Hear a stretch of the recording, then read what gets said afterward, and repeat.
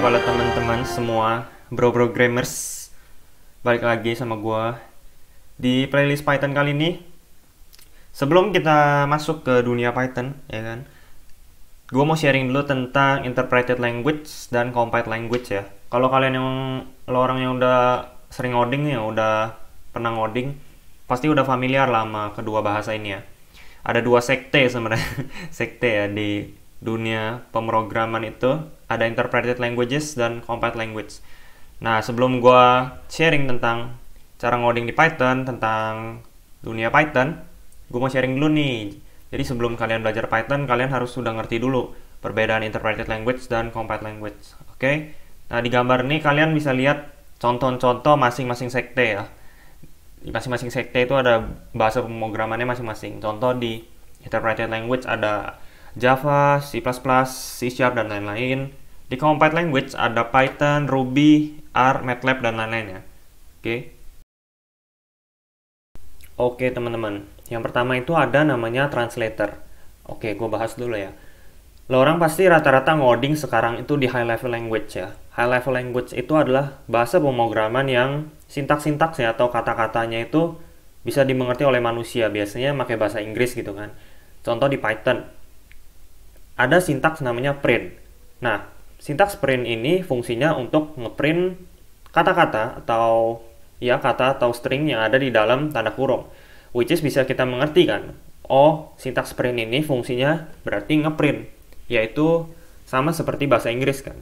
Nah, sedangkan komputer itu hanya mengerti binary digit atau 0 dan 1 doang. Dia nggak ngerti tuh bahasa-bahasa manusia, kayak apalagi bahasa Inggris kan. Lu bayangin, waktu Bill Gates masih bujang, waktu dia awal-awal ngoding, pasti dia ngoding pakai binary cuy. Belum ada tuh namanya high level language. Makanya high level language tuh sekarang sangat terkenal dan sangat membantu manusia. Karena kalau sekarang kita masih disuruh ngoding binary, itu pasti ribet banget cuy. Asli. Nah, semua code-code atau kode-kode yang kita tulis di high level language itu namanya adalah source code ya. Nah, sedangkan binary digit atau bahasa yang komputer mengerti itu namanya machine code. Nah, disinilah fungsi si translator tersebut. Gimana caranya semua code-code yang udah kita tulis nih di high level language bisa dimengerti oleh si komputer kan. Lalu bisa dieksekusi sama si komputer. Nah, disinilah fungsi translator. Jadi translator itu dia mentranslate atau dia membuat code-code yang udah kita tulis itu agar dapat dipahami oleh komputer. Jadi dia mentranslate source code menjadi machine code. Oke. Nah, translator ini adalah interpreter dan compiler. Nah, kayak gini nih teman-teman. Jadi misalnya di Python kalian buat suatu variabel x yang ekspresinya itu adalah string hello. Lalu kalian print si x, terus kalian buat function bla bla bla seperti itu ya. Nah, fungsinya ternyata translator ini dia mentranslate code-code seperti itu atau source code menjadi binary atau machine code yang bisa dimengerti oleh komputer.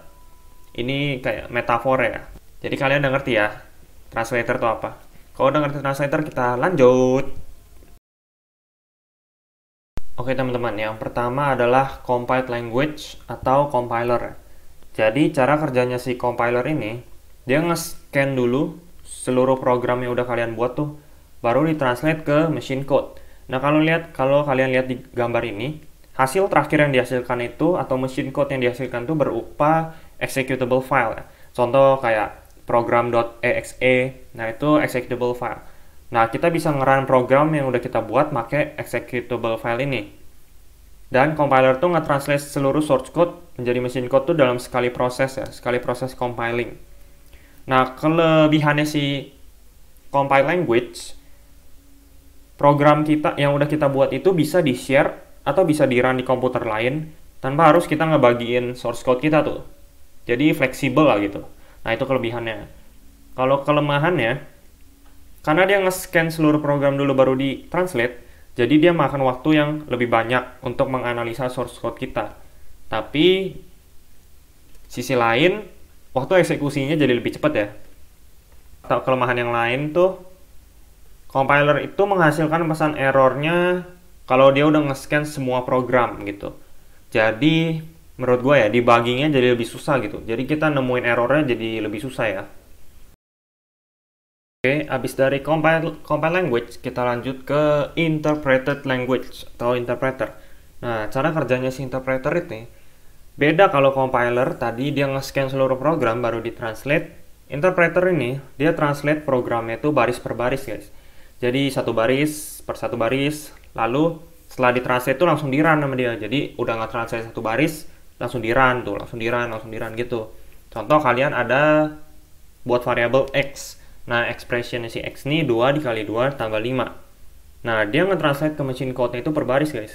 Jadi pertama dia translate si variabel x-nya, lalu dia translate variabel x beserta expression-nya, lalu dia translate, dia mulai kalkulasi tuh, x sama dengan 4 tambah 5, baru hasil terakhirnya x sama dengan 9.